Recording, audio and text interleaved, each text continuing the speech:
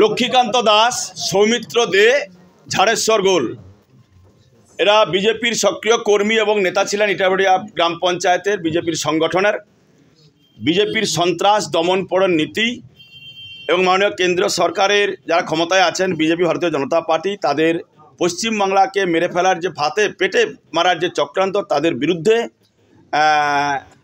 প্রতিবাদে আমাদের তৃণমূল কংগ্রেসের সঙ্গে আজকে আমাদের এই বৃহৎ পরিবারে মমতা বন্দ্যোপাধ্যায়ের সৈনিক হিসেবে মানুষের কাজ করার জন্য যুক্ত হলেন।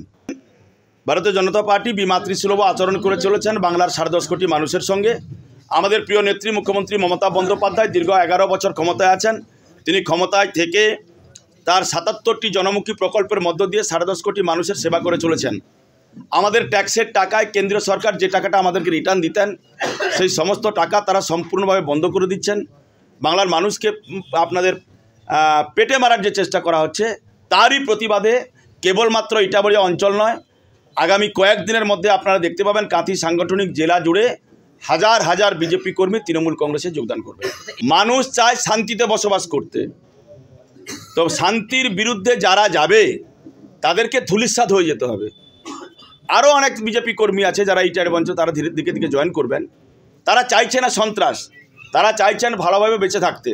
মানুষকে সঙ্গে নিয়ে গ্রামের যারা উন্নয়ন করতে পারবে না তাদের সঙ্গে থেকে তো লাভ নেই। বিজেপির এরকম অনেক কর্মী আছেন, নেতা আছেন, তারা তৃণমূল কংগ্রেসে যোগদান করবে।